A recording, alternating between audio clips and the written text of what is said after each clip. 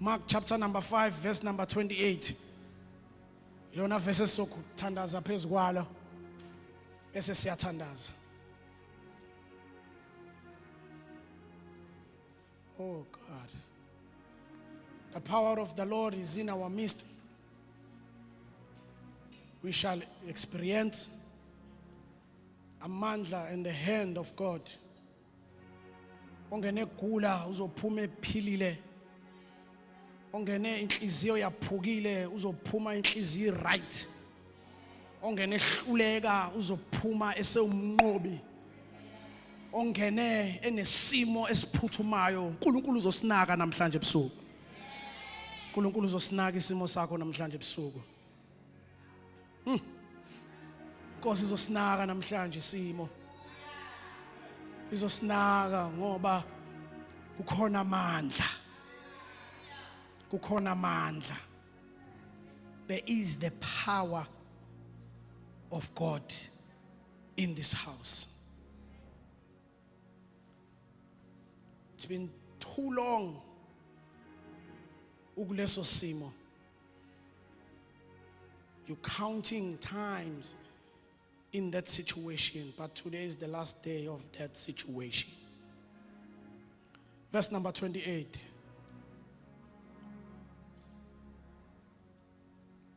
Ngokuba wathi kuye uma ngingathinta nje izingubo zakhe ngizakusindiswa. Father, thank you for your word. In the mighty name of Jesus, lingamandla, linamandla. uNkulunkulu wethu ongcwele alifakazelwe ngamandla akho namhlanje ebusuku egameni lika Jesu Kristu inkosi yamakhosi. Amen. Last funda khona bazalwane sithola izwi likaNkulunkulu lithi ufika umphathi wesinagogue uJayiru kuJesu. Number 1, Bibheli liyakuveza ukuthi wambona uJesu. And then number 2, waziphonsa phansi ngasezinyaweni zakhe. And then number 3, wase kuyima ebika indaba yakhe kuJesu. Bibheli lithi step sokuqala, he saw Jesus. And then number 2, wasondela kuye waziphonsa phansi ezinyaweni zakhe. Then after that wabika indaba yakhe kuJesu.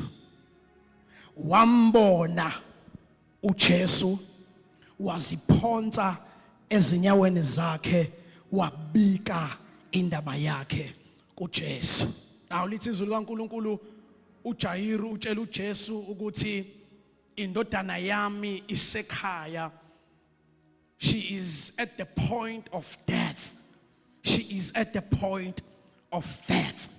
Now statement is kaJayiru engisithanda kakhulu uthi please come and lay hands upon her. And then emva kwalokho simuzwa usethi ke so that she can be healed and live. uJayiru akasho ukuthi please come lay hands upon her, maybe she will be healed or live.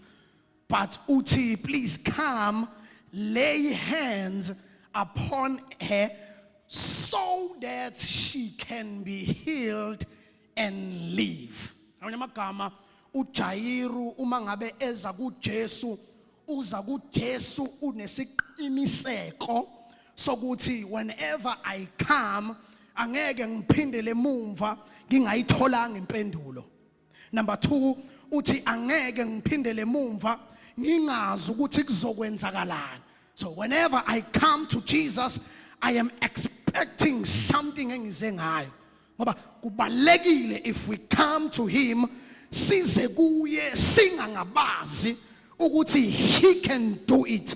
Into esize ngayo siyazi kumele sibe nesiqiniseko sokuthi sizawuphinda emumva kukhona esikuphethe. But before kube khona esikuphethe, number one kumele qale simbone yena. And then kumele futhi siziphonse ezinyaweni zakhe.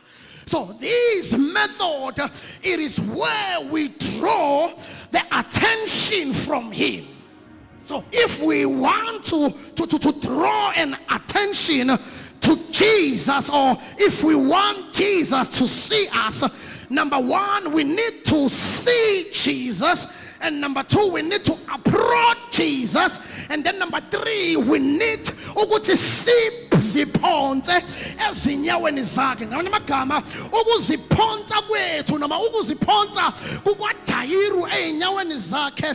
Jayiru was saying, nami ngiumphathi wesinagoge, nami kukhona engibathumayo benze lokhu engikushoyo. But in this moment, in this situation, ngisestingweni.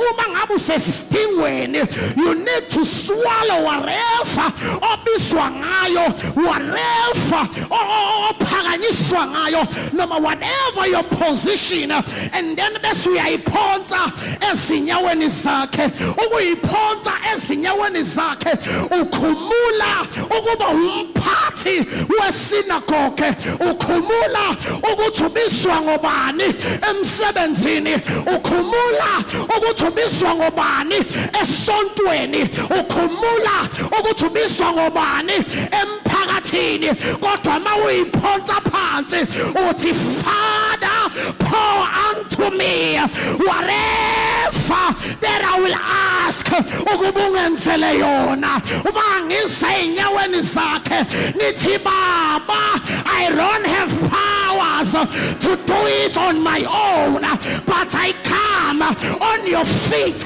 expecting something miraculously that you are about to do in the situation at home. At home. So Jayiru came einyaweni zikaJesu expecting ngoba ekhaya ushiye the situation, ushiye indodakazi yakhe at the point of death. He at the point of death. Now, let's say on their way to Jayiru's house, on their way, and then Bashangana Nawesfazan. The Bible says there was a woman who had a blood flow for 12 years. For 12 years, this woman had the blood flow. Why an enkinga yegazi noma? Why an enkinga yokuphuma kwegazi? Not for 12 hours, not for 12 minutes, not for 12 days, not for 12 months, but for 12 years. Igazi liphuma non-stop. Non-stop. And his situation yenza ukuthi ngokomthetho kwalendawo ayehlala kuyo isimo sakhe senza ukuthi abe unclean. Number two, senza ukuthi simvimbe engeneni etempelini. And then number three, isimo sakhe senza ukuthi nanoma yini into ayithintayo iba unclean because of her situation. And then number four, she was socially isolated. Amagama lo wesifazane wayeyedwa ebantwini. Amagama wengavumelekile ngisho ukusondela ebantwini because of the situation. Wayenesimo esibonile.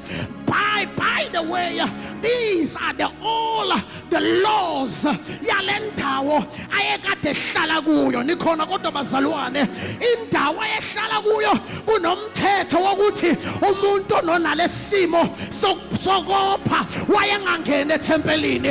Umuntu onalesimo sokopha akafuneki la kukhona khona abantu. Umuntu onalesipho sokopha noma yini ayithinta iyangcola ngenxa ye-situation. Khona bazalwane. Ya. Namhlanje kunabantu asebe isolated ngenxa yezimo. awufunakali nalapho ongene ngakhona ngenxa yezimo. Likhona bazalwane? Yeah. Bakubona ungolile, bakubona ungafanelekile, bakubone engathi uyanuka, bakubone you are not worthy, bakubona ungalungele ukuthi ungasondelana nabo because of the situation. I am telling you, it is not you, it is the situation you are facing for 12 years in that situation. Imagine staying alone for 12 years. Staying alone for 12 years. Yeah. Because these are the laws of that area. These were the laws imithetho yakuleyo ndawo, because enye into eyenziwa umthetho, the law it's easy to identify the problem but failing to solve the problem. That is the law. The law, it's easy to identify the problem. If the law can identify the problem, but the law failed to solve the problem. iBhayibheli lithi kwakunowesifazane wabanjwe eqotsheni ephinga, ababhali nabafarisi babephethe umthetho ababewuzwe ngoMose, uthi lo owenze kanje wayekhandwa ngamatshe. Ngamanye amagama umthetho wawungasilethi isombululo. But the law was unfair. The law was unfair. Ilo yayingayibringi isolution. Abafowethu, ilo yayingamphula umuntu noma ilo yayingamkhulula umuntu. Thank you, Holy Spirit. Umthetho umkhulula umuntu. Khona bazalwane. But sizwe inkosi yamakhosi uJesu Kristu athi ngiyawuza umthetho. But I am saying,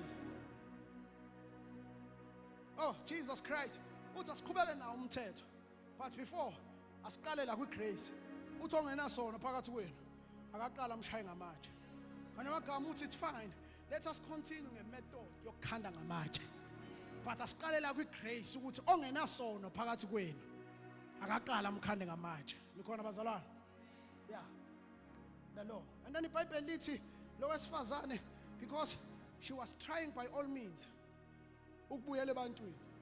She was trying by all means ukuthi yonke into afuna ukuyithinta ngesandla sakhe ibe clean. She was trying by all means ukuthi naye azizwe clean. And then iBhayibheli lithi she spent imali yakhe kodokotela ezinyangeni to find the solution of her situation. To find the solution of situation. Nikhona bazalwane? Yeah. But the Bible says, John 10 verse number 10, isela lizi ngangokweba nokubulala nokubhubhisa. But uthi uJesu, I have come so that they may have life and have it abundant. Ngamanye amagama lo wesifazane wayentshontshelwe injabulo, entshontshelwe yisela. Wayentshontshelwe ukuhlala nabantu, entshontshelwe yisela. Wayentshontshelwe ukuphila impilo echichimayo, entshontshelwe yisela. But uthi uJesu, I have come so that they may have life and have it abundantly. Have it abundantly. Ukhona bazalwane? Yeah. And have it abundantly. So the life from Jesus was letting us to have an access to God's presence. Hallelujah. uJesu impilo la ekhuluma ngayo ukuthi sibe nayo sichichime kwawuyimpilo eyayisiletha noma eyayisinikeza access in the presence of the Lord. Because the Bible says sasikude naye. Sasikude. But because of Jesus kwadabuka isihenqo sethempeli sakwazi ukungena in the Holy of Holies. Bese lithi izwi kaNkulunkulu siza phambi kwesihlalo sakhe ngesibindi. Ngamanye amagama, we enter the presence of the Lord. Noma ngathiwa bekwenzakalani izolo, but because of Jesus we enter the presence of the Lord.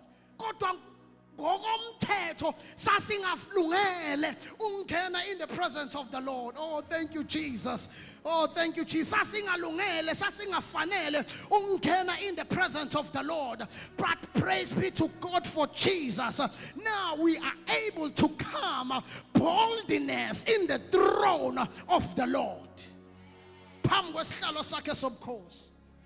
Ikhona bazalwane? Yeah, namhlanje ngifuna uyiyeke lento ukuthi what you have done yesterday, it hinders you to come in the presence of the Lord. Namhlanje, stop that.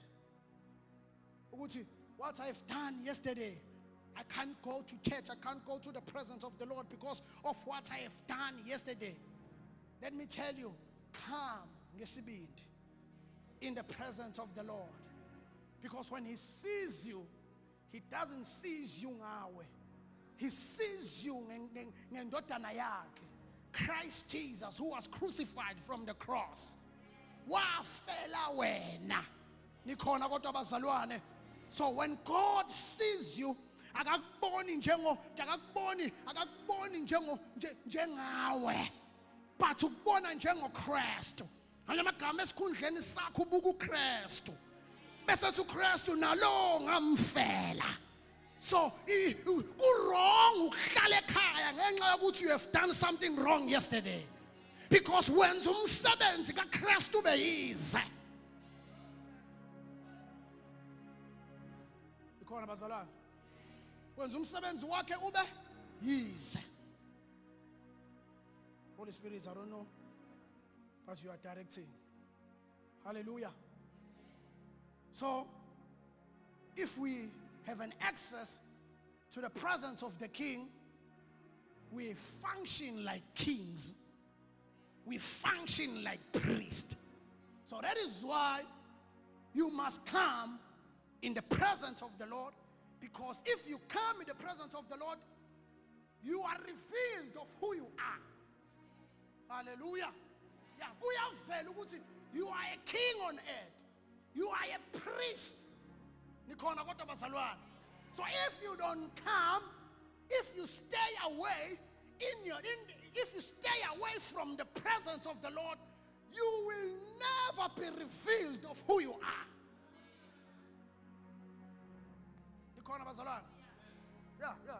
So we come in the presence, we partake, we come, we dwell, we stay, we pray.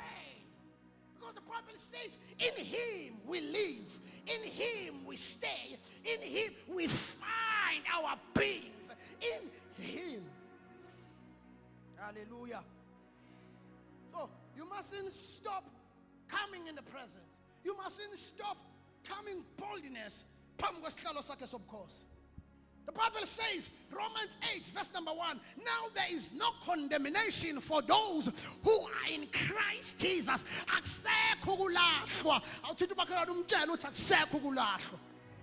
Yeah.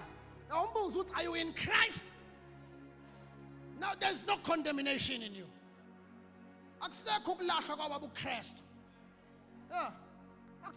There is no condemnation for those who are in Christ Jesus. Yeah. Afuthi kumele sambe ngesibindi. Sambe ngesibindi. Yabona man. Oh my God. Come to his presence ngesibindi. Hallelujah. Because you must know, number one, you must know who Jesus is. Hallelujah.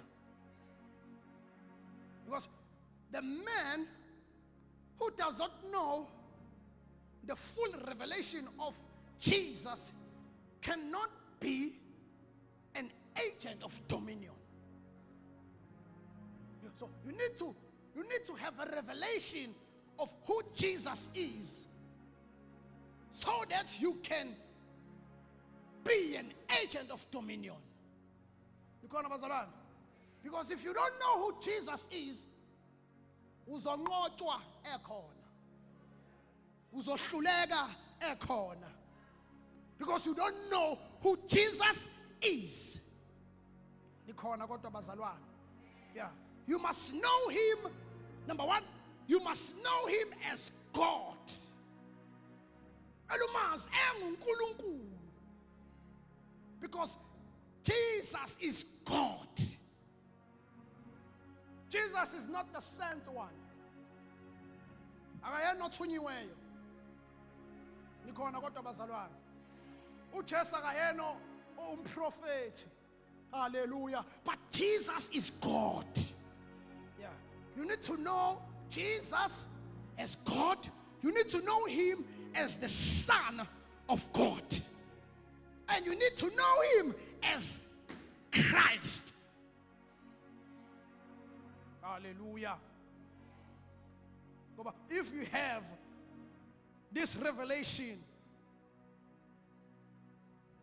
then you know how to step into the revelation of his work.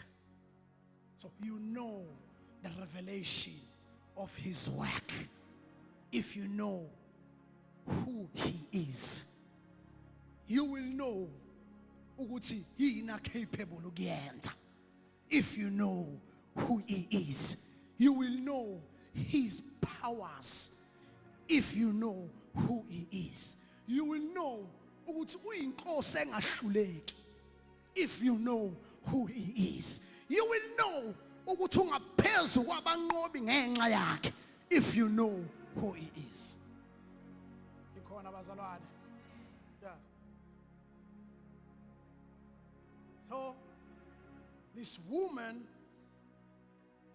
find the revelation of who Jesus is. And then the Bible says he speaks to herself after find the revelation. Bafowethu, she was spending time, she was spending her money ezama ukufuna usizo usize engalitholi. Then the Bible says she heard about Jesus. Number 2, she heard about Jesus. Number 3, she heard about Jesus. Number 4, she heard about Jesus. Where's what Jesus? Then the Bible says, why said yena if ngingathinta umphetho wengubo yakhe, I will be healed. She was keep on confessing that if I can touch the hem of his garment, I will be healed, because I now have the revelation of who Jesus is. Nikhona bazalwane. Yeah. Yabona amandla now. Once wathola isambulo sokuthi uJesu ngubani, you can be healed before the healing comes. You can be healed because into abafowethu thank you moya ongcwele, into ekuphilisayo awuphiliswa isandla, but uphiliswa ukuthi oya kuyo yamazi. Oya kuyo nesambulo ngaye, oya kuyo uzwile ngaye, oya kuyo uya nje kuye usuvela usuphilile. So into ayoyenza yena, it is the confirmation of your healing. But along the way you going to him, you are already healed. You are already healed. Nikhona bazalwane. Yeah. Well usuphilile. Yazi ngiyamthanda uJairo. Bible lithi uJairo akazange athi Jesu go and pray for my daughter. But siyabuyela kulesifazane. But the Bible says Jairo said, go lay hands. Go lay hands. Because there's a difference between lay hands and pray. Lay hands ukubeka izandla.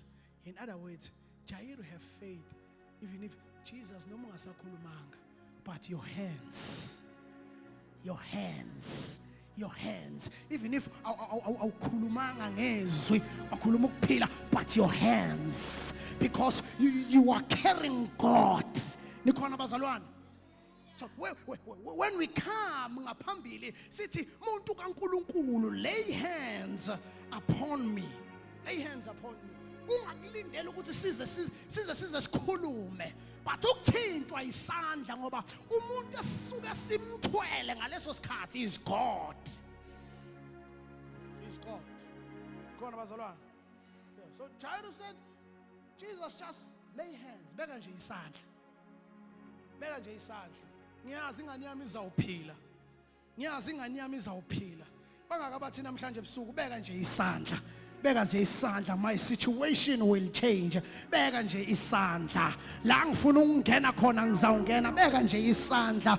La sengqonqoza isikhathi eside for 12 years knocking in the same door. Kodwa kuvuleki. Beka nje isandla. Beka nje isandla. Beka nje isandla. For 12 years trying, spending monies to receive breakthrough. Kodwa kwenze beka nje isandla.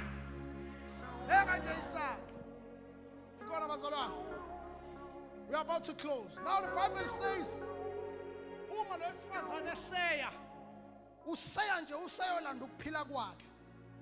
Then the Bible lithi wathinta umphetho wengubo yakhe. Ngoba kunomehluko phakathi komuntu othinta uJesu engenasambulo nothinta uJesu enesambulo ukuthi ungubani. Ngoba omthinta engenasambulo ayikho into enyakazayo kuJesu. Kodwa omthinta enesambulo kuba khona amandla aphumayo kuJesu. Khona bazalwane. iBhayibheli lithi after lo wesifazane esethinte umphetho wengubo, and then Jesus stops. Wama wathi kukhona ongithintile. Baphendula abafundi bakhe bathi Jesu wathi bebaningi kangaka bekuthinta bekugudla. Ngathi ngiyamuzwa uJesu ukuthi inkinga yabo, they touch me without a revelation, but there is someone who has touched me with the revelations. There is someone who has touched me with an expectation. That is why ngizwa amandla phuma, ngoba ngiyabezwa laba bangithintayo enibashoyo bayangithinta nje kodwa balindele lutho, bayangithinta nje kodwa yikho isambulo ngabo. But there is someone oqale wathola ukuphila engakafiki kimi, waqale waba ne-revelation ukuthi kutholakalani kimi. That is why bayesethinta ngizwa amandla phuma, because he touched me expecting something from me. Touch me expecting something from me. Khona bazalwane. Jesu uphendukela kuye uthi, woman, ukukholwa kwakho kukusindisile. Ukukholwa kwakho kukusindisile. We are about to close.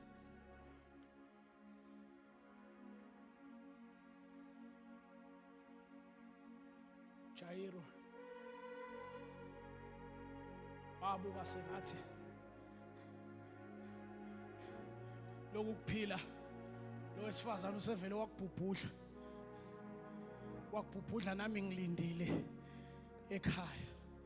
By the way, lento eyayenzeka la ya delay process kwaze kwafiwa kaJairo. A delay process kwaze kwafiwa kuphi kaJairo. Ikhona bazalwane, I want to believe ukuthi wafika umbiko kuJairo ukuthi sekufiwe ekhaya. But the person who know who Jesus is akazabe abe intimidated ukuthi lo wesifazane usethatha amandla kaJesu, but he continuing to stay. Nikhona bazalwane, bashayela izandla baphendulwe eqala, qhubeka nokuhlala. Bashayela izandla abaphendulwe kuqala, qhubeka nokuhlala. I-revelation yakho ngoJesu ayingavalwa ukuthi ubani osenzelwe, mina ngeke ngisenzelwa, but iba nokukholwa okungaphezulu ukuthi njengoba ekwenzile kuNonjabulo nakimi usazokwenza, njengoba elinqamlile igazi ngapha nakimi usazongivusela umntwana. Isambulo sakho singacishi ukuthi uJesu ngubani ngenxa yokuthi umbonenza isimangaliso komuntu omunye bese kuyitshela ukuthi ngeke asasenza kodwa isambulo asikunika upetrol wokuthi qhubeka themba yena ngoba enzile usazokwenza themba yena ngoba evulile iminyango usazovula futhi asiphakameni sime ngenyawo zethu.